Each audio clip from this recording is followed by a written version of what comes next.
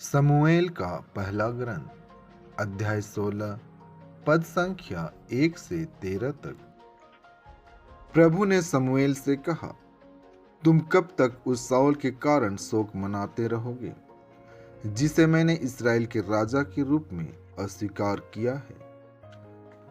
तुम सिंह में तेल भर कर जाओ, मैं तुम्हें बेतलहम निवासी यिसै के यहाँ भेजता हूँ, क्योंकि मैंने उसके पुत्रों में एक को राजा चुना है। समूएल ने यह उत्तर दिया, मैं कैसे जा सकता हूँ? शाऊल को इसका पता चलेगा और वह मुझे मार डालेगा। इस पर प्रभु ने कहा, अपने साथ एक कलोर ले जाओ और यह कहो कि मैं प्रभु को बलि चढ़ाने आया हूँ। यज्ञ के लिए यिसै को निमंत्रण दो। मैं बाद में तुम्हें बताऊंगा कि तुम्हें क्या करना है। मैं जिसे तुम्हें दिखाऊंगा उसी को मेरी ओर से अभिषेक करोगे। प्रभु ने जो कहा था, समूएल ने वही किया। जब वह बेतलहम पहुंचा तो नगर के अधिकारी घबराकर उसके पास दौड़े आए और बोले, कैसे पधारे, कुशल तो हैं? समूएल ने कहा, सब कुशल है। मैं प्रभु को बलि चढ़ाने आया हूँ। अपने को शुद्ध करो और मेरे साथ बलि चढ़ाने आओ। उसने यिसै और उसके पुत्रों को शुद्ध किया और उन्हें यज्ञ के लिए निमंत्रण दिया। जब वे आए और समूएल ने एलियाब को देखा तो वह यह सोचने लगा कि निश्चय ही यही ईश्वर का अभिषिक्त है।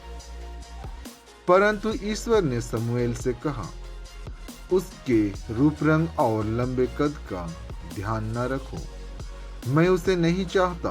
प्रभु मनुष्य की तरह विचार नहीं करता। मनुष्य तो बाहरी रूप रंग देखता है, किंतु प्रभु हृदय देखता है। यिसै ने अबीनादाब को बुलाकर उसे समूएल के सामने उपस्थित किया। समूएल ने कहा, प्रभु ने उसको भी नहीं चुना। तब यिसै ने शम्मा को उपस्थित किया, किंतु समूएल ने कहा, प्रभु ने उसको भी नहीं चुना। इस प्रकार यिसै ने अपने 7 पुत्रों को समूएल के सामने उपस्थित किया, किंतु समूएल ने यिसै से कहा, प्रभु ने उनमें किसी को भी नहीं चुना।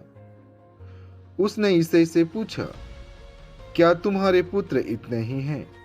यिसै ने उत्तर दिया, सबसे छोटा यहाँ नहीं है, वह भेड़ें चरा रहा है।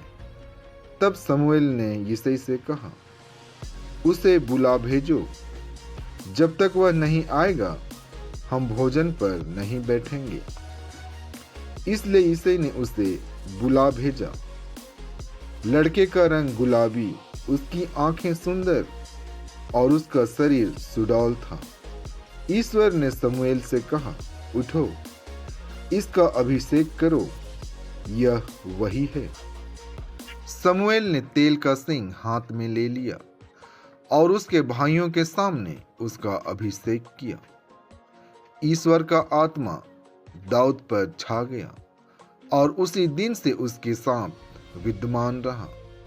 समूएल लौटकर रामा चल दिया।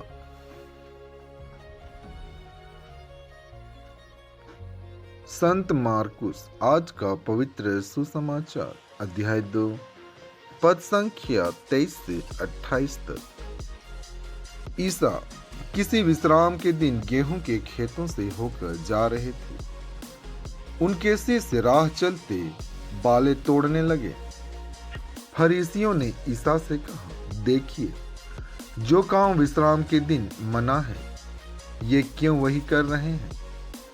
ईसा ने उन्हें उत्तर दिया, क्या तुम लोगों ने कभी यह नहीं पढ़ा कि जब दाऊद और उनके साथी भूखे थे और खाने को उनके पास कुछ नहीं था, तो दाऊद ने क्या किया था? उन्होंने महायाजक अबियाथार के समय इस मंदिर में प्रवेश कर भेंट की रोटियां खाई और अपने साथियों को भी खिलाई। याजकों को छोड़ किसी और को उन्हें खाने की आज्ञा तो नहीं थी। ईसा ने उनसे कहा, विश्राम दिवस मनुष्य के लिए बना है, न कि मनुष्य विश्राम दिवस के लिए। इसलिए मानव पुत्र विश्राम दिवस का भी स्वामी है। आमीन।